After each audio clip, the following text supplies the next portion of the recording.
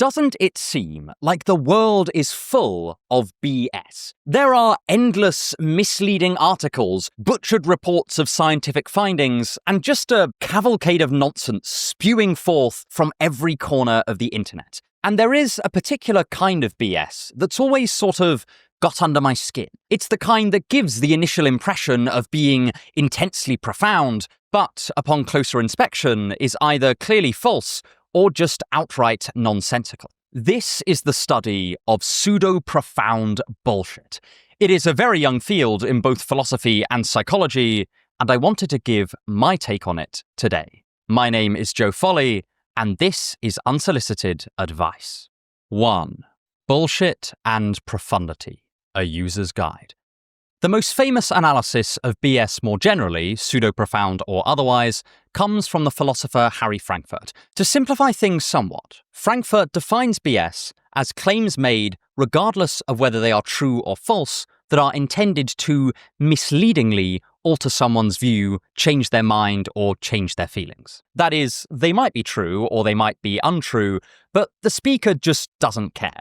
This is slightly different from lying, as a liar still ultimately cares about the truth, they're just consciously thwarting it, whereas a BSer simply does not mind either way.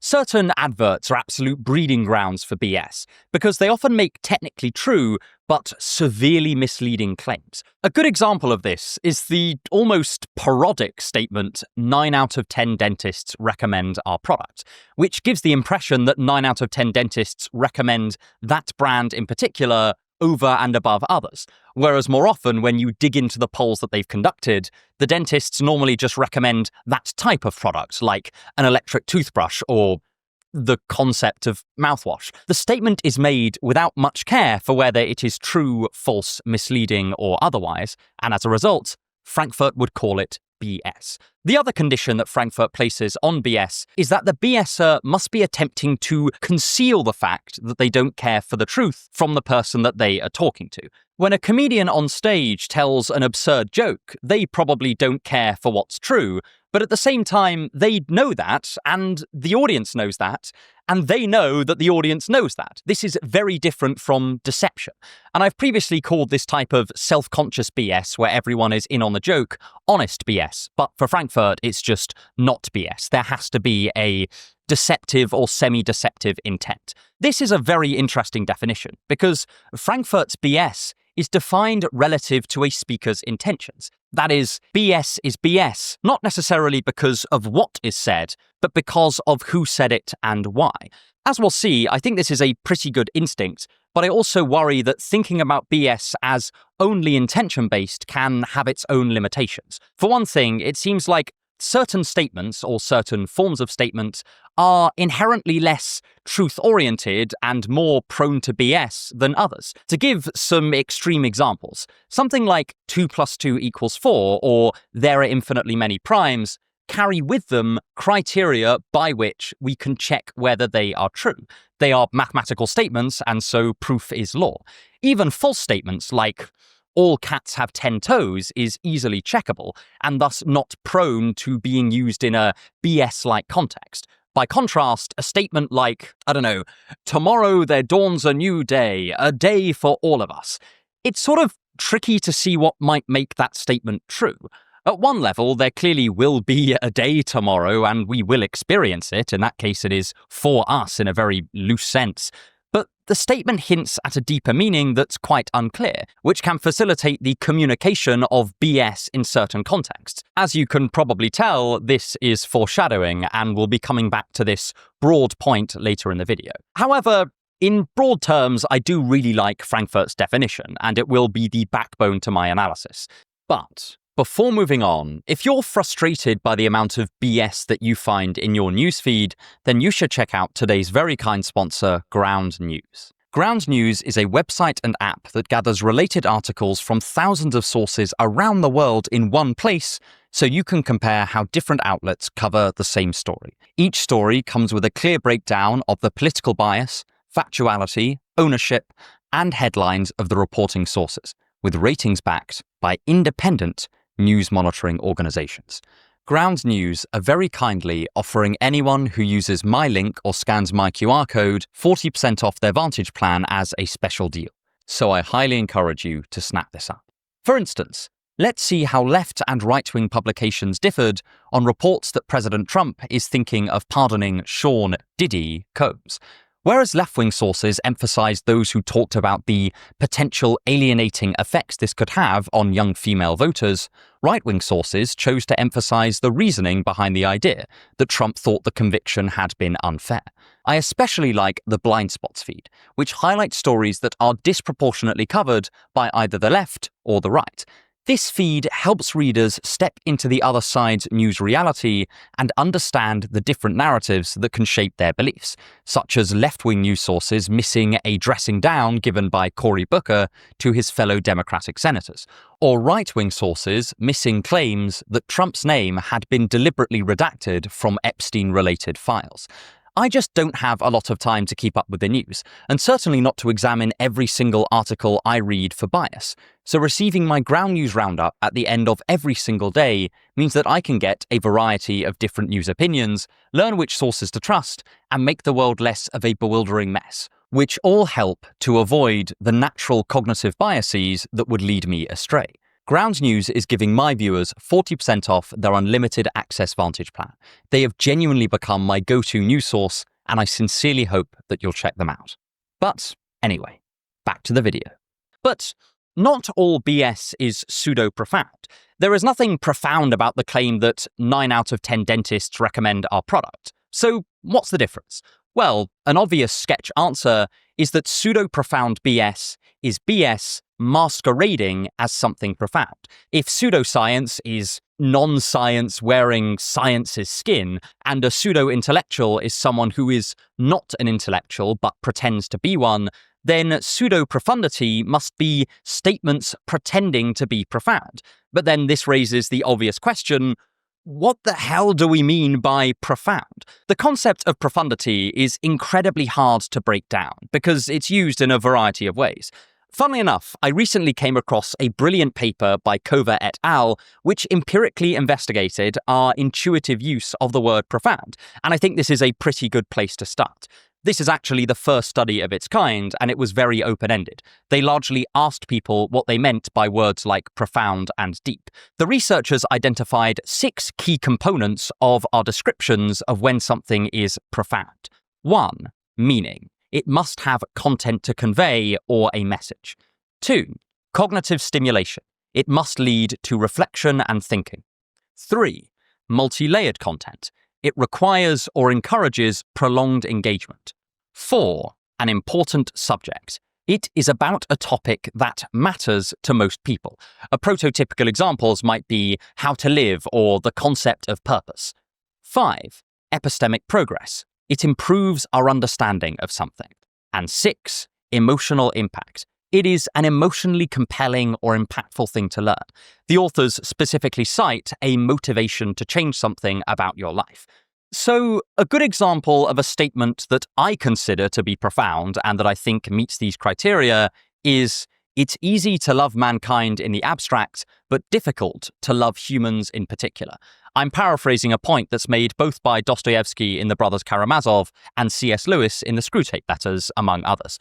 I think it portrays a clear message that is broadly true, in that most people find it easier to proclaim general statements like love all people than to actually actively love all people. It encourages cognitive engagement and epistemic progress because most of us are not honest enough with ourselves to hold this general shortcoming in our conscious awareness. It's about love and human connection, which are important subjects. It requires a prolonged engagement with the idea to tease out its complexities, and it has an emotional resonance through motivating us to love one another in a more active and demanding way. There is, of course, room for disagreement here. You might, for example, think that this was already obviously true. But by and large, I would posit that most people would see this as a profound statement and that it meets the above criteria.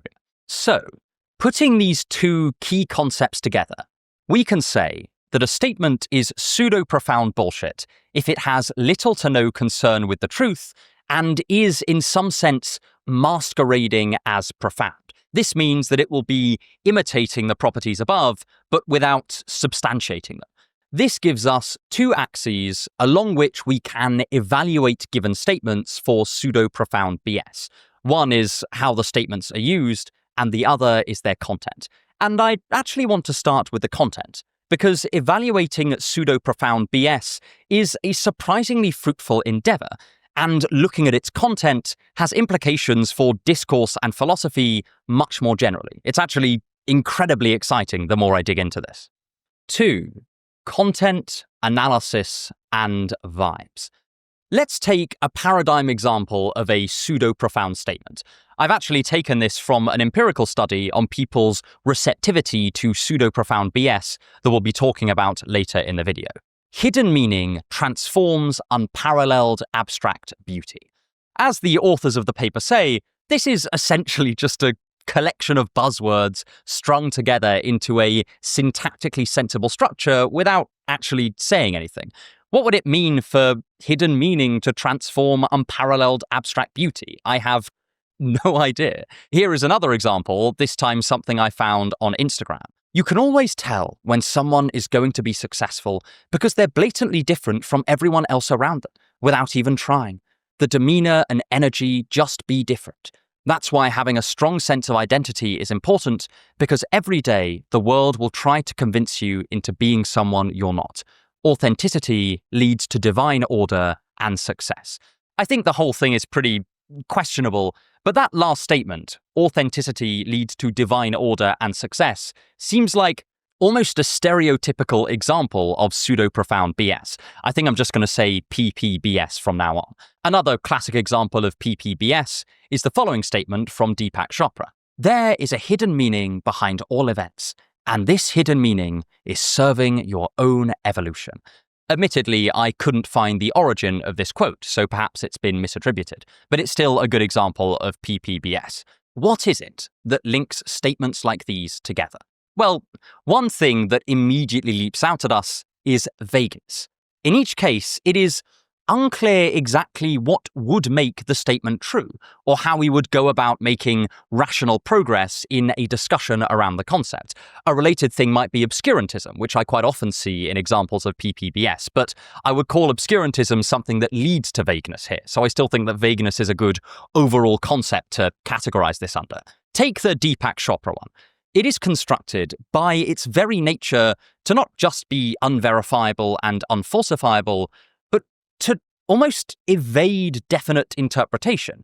Terms like hidden meaning are left unspecified, as is the idea of serving your own evolution. So the possible interpretations that you could give to this statement are absolutely enormous. You could say it means something like everything happens for the best. But in this case, what would you say to someone who has lost a child? Well, because it's a hidden meaning, you can then change tactic. You can now say that this statement means that any event will be for the ultimate good of the sufferer's spirit, but they just don't know it yet. You can say it fits with the flow of the universe, if you like. There are a million ways to hand-wave away any objection without appearing to have abandoned the quote. In actual fact, you're just equivocating on the unspecified definitions. This is not because the idea is clear and defensible, it's because it is so unclear that it fails to pick out a distinct proposition or distinct set of propositions. To relate this back to our definition of profundity from the previous section, this has the appearance of a message or a meaning, but upon closer inspection, it doesn't really have one at all. The same goes for the phrase, authenticity leads to divine order and success. There is no framework of divine order that's being appealed to that would fill in the gaps of this statement. And this point about claiming or appearing to have a message is really important, because I don't have any issue with statements that have no definite message, but also do not pretend to. One example of this might be Zen koans. I won't go into too much detail here, but these are purposefully vague statements from Zen Buddhism that are explicitly not meant to have a message, but are meant to be exercises for the reader or meditator to explore. And I don't mind this at all, because it's not actually pretending to be profound by our definition, even if the koans are sometimes taken out of context and used in this way. In terms of our second point, cognitive stimulation, I actually don't think that PPBS does too badly on the whole, though this is partly because almost anything can provoke cognitive engagement. It is provoking cognitive engagement in me now because I'm writing a whole video critiquing it. Likewise, Pseudo-Profound BS is normally about an important subject, but that's a pretty low bar to get over. They also tend to be emotionally engaging, though as we'll see, I think that's just as often a danger as it is a strength.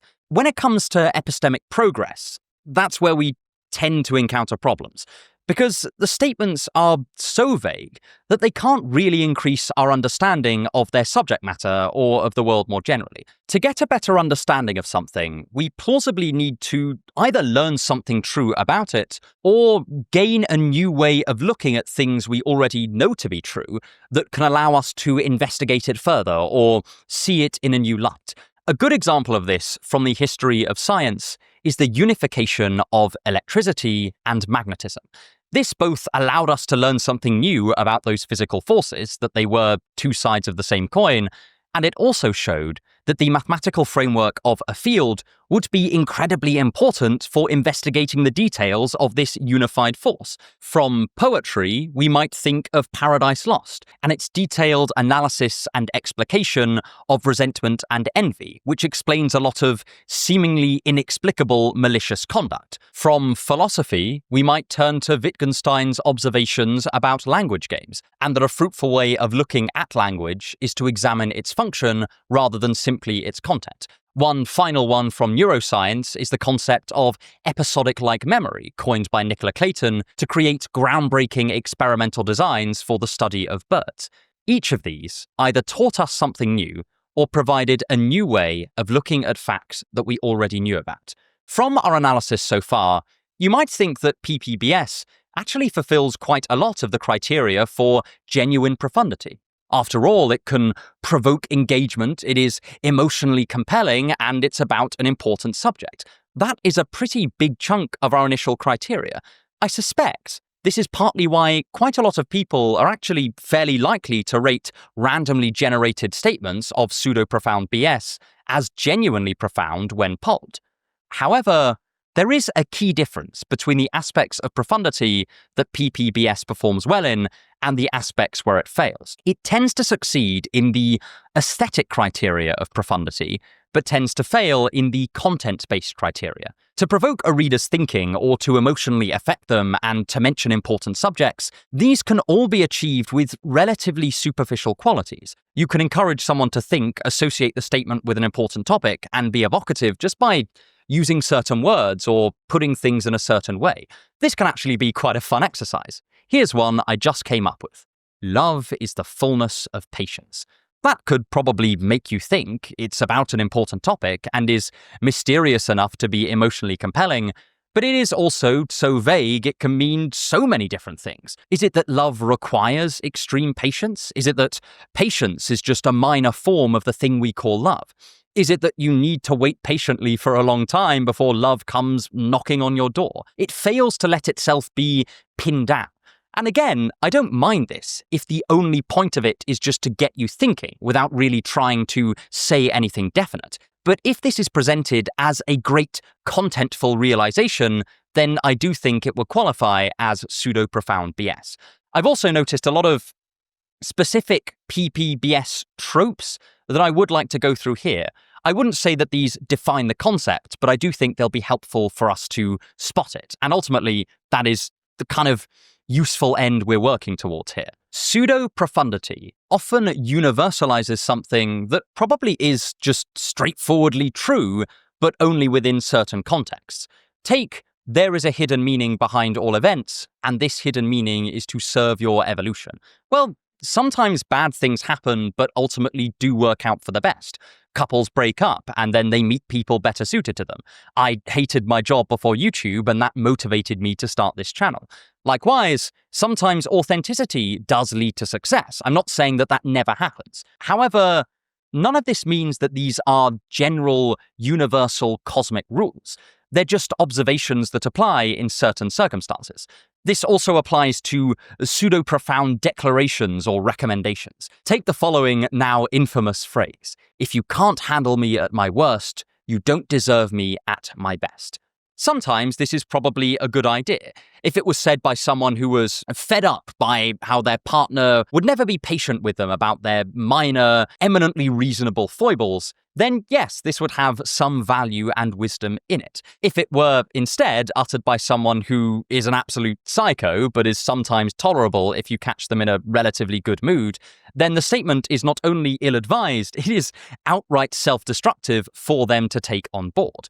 But putting this forward out of context as a universal declaration lends it the appearance of a profound general observation about life and relationships. Plus, since being undervalued is a flattering image, it's likely to be emotionally appealing to many of us. Thus, a statement that would be pretty mundane if it were given its proper context, it would probably read something like, "Some people are too impatient with their partner's low points in relationships," becomes a universal statement that is nonetheless incredibly unhelpful, but simply sounds a lot more profound. This brings out another trope of pseudo-profound BS, which is that it often has interpretations which are either trivial or false and/or highly questionable.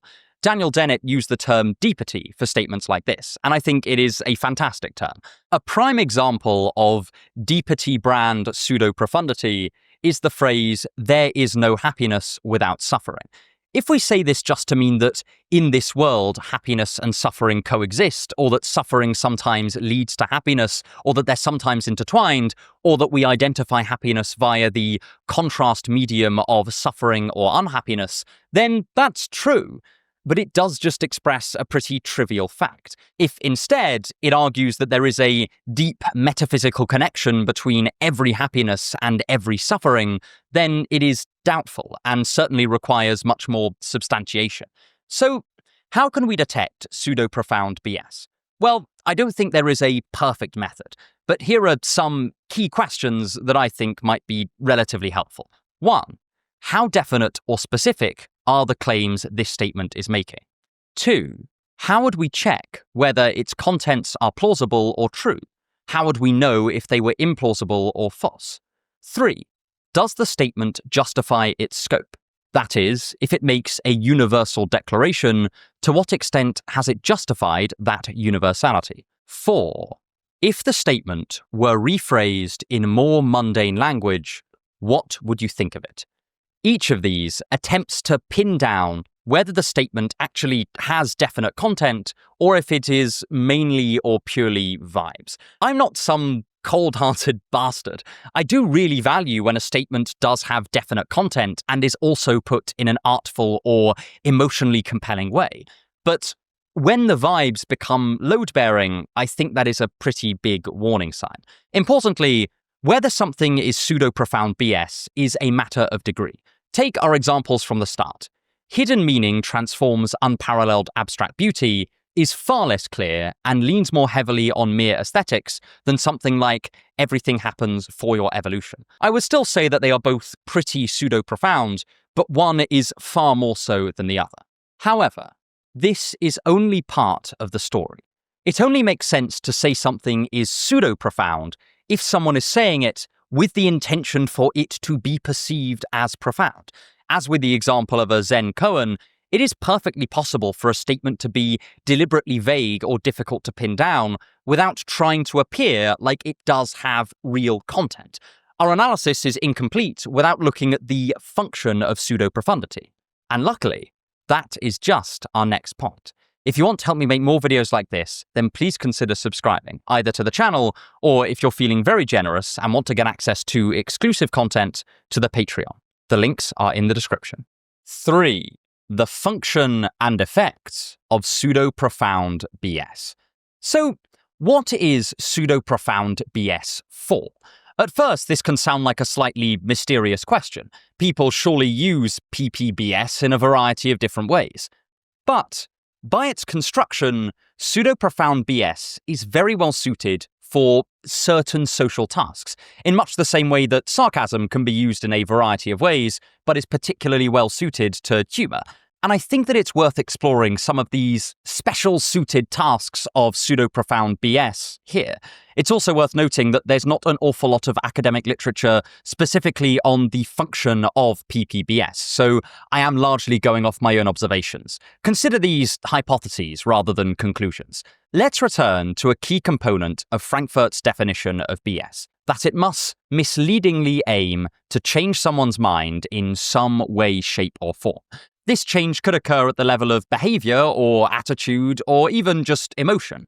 So, what change is the peddler of pseudo-profound BS trying to instill in their audience? Maybe our best bet is to ask the following question. When we perceive someone as having said something profound, what do we think and how do we react?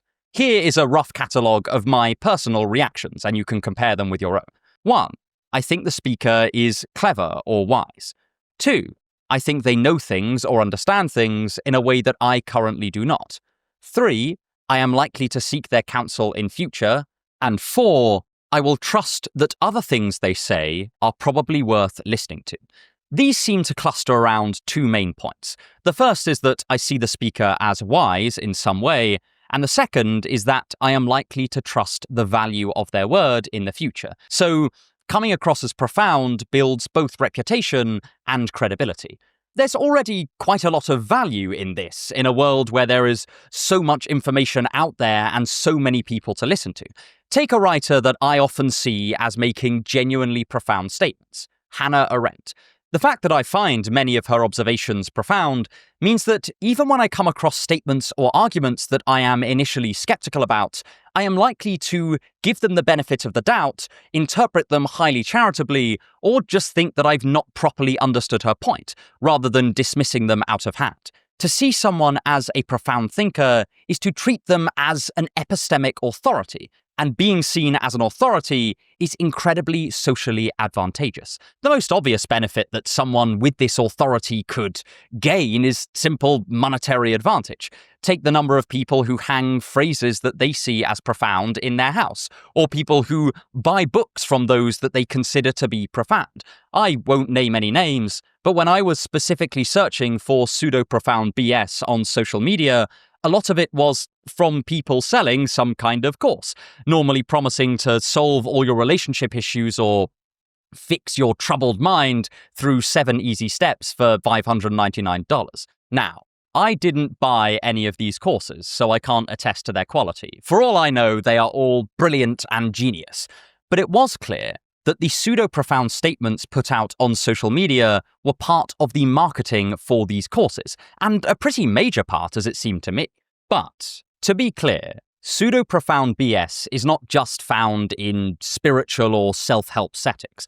There is a whole genre of corporate PPBS that often seems to aim to increase the perceived authority or beneficence of a company. Take this example from a business that shall remain nameless. To be at this institution is to care. This communicates basically nothing concrete, but it is aimed to raise the moral authority of the institution by invoking a common piece of ethical language. But why is it that PPBS is so good at this, and why do so many people use it? Personally, I think it comes back to the vagueness we talked about in the last section, coupled with this use of aesthetics to signal that the statement is clearly meant to be profound, even if you don't get it at first. One of my favourite insights to come out of cognitive linguistics is Dan Sperber and Deirdre Wilson's relevance theory, which proposes that when we interpret a statement, we are trying to maximise cognitive effect while minimising cognitive effort. So, I'll give you an example. Imagine that we were at a party and someone walks in dressed as a clown. I turn to you and say, he's in the wrong house.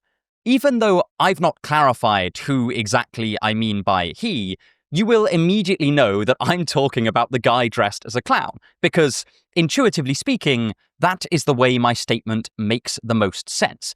It is the interpretation that makes what I've said most relevant to the situation at hand. But why am I talking about this? Well, apart from the fact that I just love to bring up relevance theory at every possible opportunity, I also think that this is a great way to analyze why pseudo-profound BS can be so compelling to so many people, and thus why it is so good at building someone's perceived authority. Essentially, if you're trying to maximize the cognitive effect of a vague statement, one of the easiest ways to do this is to relate it to your own life in some relevant way. If we assume that the statement is not, in fact, meaningless or nonsense, then it just makes sense to read a meaning into it that makes sense and possibly even applies to us. For example, again, take the statement, authenticity leads to divine order and success. At present, it is so underspecified that, of course, it doesn't really have a well-defined meaning. But say I was trying to construct a meaning out of it. Say I was approaching it in a hyper-charitable fashion. I might remember all of the times that I behaved inauthentically for no benefit and felt like I betrayed myself in the process. That feeling of betrayal could be used to make sense of how the statement relates authenticity to divine order. Inauthenticity could be seen as disordered. Likewise, there have been times where behaving just as I pleased led to success. I can kind of reconstruct a sensible meaning out of all of the vagueness and create a somewhat sensible realization out of that chaos. This also helps explain a strange phenomena that quite often occurs with pseudo-profound BS. Despite the fact that they are basically contentless, they can still sometimes provoke a substantive and content-full realization in someone hearing them. Take the following example of randomly generated pseudo-profundity. This life is nothing short of a redefining font of sentient curiosity. This is, of course, basically nonsense, inasmuch as I don't quite know what a redefining font of sentient curiosity means. But if I were to read this in a charitable mood, assuming that the speaker was a profound thinker, then I would probably interpret it as saying something like, there is always something to be curious about. If I had never had that thought before, then it might strike me as pretty profound and pretty meaningful. As others have pointed out, the vagueness of pseudo-profound BS works a little bit like cold reading from a psychic. It relies on the reader to pick out the interpretation that sounds most profound to them, and then uses aesthetics to prime them to expect profundity, to just encourage that process along. Let's take that corporate example. To be at this institution is to care. This allows us to fill in the gaps for what care could possibly mean in this context, so the reader is free to select whichever is the most emotionally compelling interpretation. I think this is a very important component of the overall function of PPBS. The mechanism of persuasion is not found primarily in the content of the claim because there just isn't much content there. It's rather in the reconstruction of the claim made in the reader's head, and this makes it well-suited to aggrandize the speaker. Again, the distinction comes in the way the pseudo-profundity is presented. The peddler of pseudo-profound BS is disguising the fact that the realization, if any is made, is due largely to the reader's interpretation, or the hearer's interpretation, rather than to the statement itself. The speaker thus takes credit for what the reader or audience is in fact doing. This is really quite a clever trick, because it allows the BS to be applicable to as wide a variety of people as possible, and relies on the audience to fill in the variables of the function, if that makes sense. And now, we have an idea of why this works. So, to bring the last two sections together, we can now see pseudo-profound BS both from a functional angle and also from a content angle. Broadly speaking, we've identified the following properties. 1. Pseudo-profound BS is BS presented as if it were profound despite its lack of concern for truth or conceptual content. 2. It is normally aimed at increasing the perceived authority of the speaker as well as instilling a felt sense of profundity. 3. It often achieves this by being vague enough that the audience can interpret the statement in any way they like and pick the one that uniquely applies to them. 4. The speaker then, implicitly or explicitly, takes credit for the conclusion arrived at by the audience. Again, in both mechanism and aim, this is more specific than our initial Frankfurtian definition for standard BS. And I do think that this is a relatively decent starting point for spotting both what might count as PPBS and in what circumstances it is likely to arise. So, That is a broad sketch account of pseudo-profound BS. I would emphasize once again that this is a pretty underexplored field, and I would encourage people to add to, edit, and critique this as needed. But what do we do with all of this information? Well, that is just our next point. 4. Navigating pseudo-profundity. Very few researchers in the past few years have done as much to study what makes us receptive to BS as Dr. Shane Littrell. He also divides BS into different types in his research, with pseudo-profound BS as one of these types, which makes him incredibly helpful for our purposes here. A very intuitive suggestion that many people have when they're asked, how do you not fall for pseudo-profound BS? Is something like, well, we need to teach people to think and reflect more on statements to check whether they are pseudo-profound and whether they are BS. But Littrell has formulated a question that's almost tailor-made for detecting pseudo-profound BS, and he tested its efficacy on a sample of 136 people. It's less of a question and more of a task, but anyway, it reads as follows. As best you can, please describe in detail why the quote below is profound or is not profound. That is, give your best explanation as to what precisely it is about the quote that causes you to feel it is a profound statement or is not a profound statement. Now, this was not some kind of silver bullet, and the effect of asking this question was only small, but it did cause some people to revise their judgment that a pseudo-profound statement was indeed profound. They revised it as not profound. I'm less interested in the specific wording of this task. The important thing for me is what the task made the participant do. Pin down the actual content of the statement. In pseudo-profound statements, this is going to inherently be pretty difficult due to the interpretive vagueness we discussed earlier. And so intuitively, it makes sense that asking people to specify what exactly about the statement is profound would make the statement lose its shine for at least some people. It breaks the emotional spell cast by the aesthetics. And on that point, another important part of not being susceptible to PPBS is to recognize the kinds of aesthetic markers that make something seem more plausible to you. The most obvious of these is just the presence of an authority figure. It has been independently confirmed by Littrell, as well as by other researchers like Gligoric and Vilotjevic, and I'm so sorry about pronouncing those names absolutely terribly, that more people are fooled by pseudo-profound BS if it comes from an authority figure, either spiritual or scientific. This is part of why it's often profitable to slap a picture of Einstein or Nietzsche next to a fake quote to get people to take it more seriously. So perhaps a good question to ask at first glance is something like, how would I react to this statement if it was said by a stranger on the street? However, I think that the situation is significantly more complex than this, because it is arguably rational to have more patience with a statement that comes from a genuine intellectual authority than one that comes from a random person. For example, here is a statement by the logician and philosopher Gottlob Frege taken out of context. I call a thought something for which the question of truth arises.